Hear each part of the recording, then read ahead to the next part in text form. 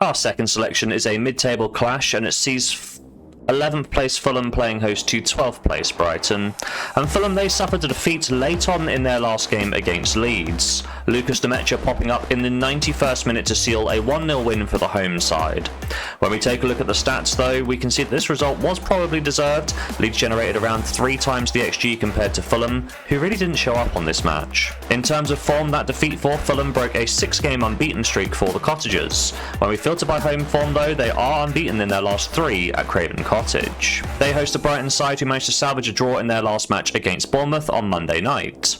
Tavernier got the Cherries off to a good start, converting the penalty around half an hour into the game, and then chasing the game in the second half. When we take a look at the numbers, we can see that Brighton were the more dominant side, so perhaps it was most fitting when they did manage to find that equaliser in the 91st minute thanks to Kostas, with the final scores finishing 1-1. In terms of form, that result now means that Brighton are unbeaten in their last 4 Premier League matches.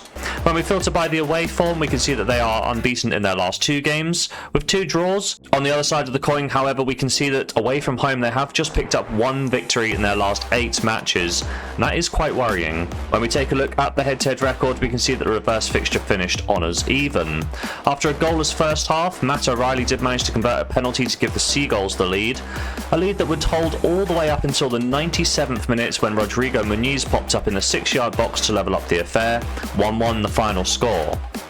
Longer term, we can see that the form has been rather mixed, 1 win, 1 draw and 1 defeat across the last 3 encounters. My prediction for today's game is that both these sides are solid mid-table fodder, and I'm not expecting anything great from them this season, and also I don't expect them to be troubled by relegation and the threat from the sides below them.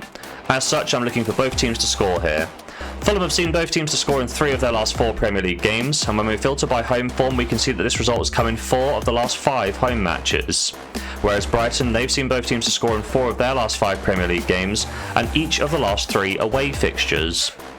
When we take a look at the head-to-head record, we can see that each of the last 3 encounters have seen both teams to score, and also 4 of the last 5 meetings as well. And when we filter for games where Fulham are at home, 2 of the last 3 encounters have seen both teams to score. All of this means I'm going to be backing both teams to score for a full stake here in bet number 2.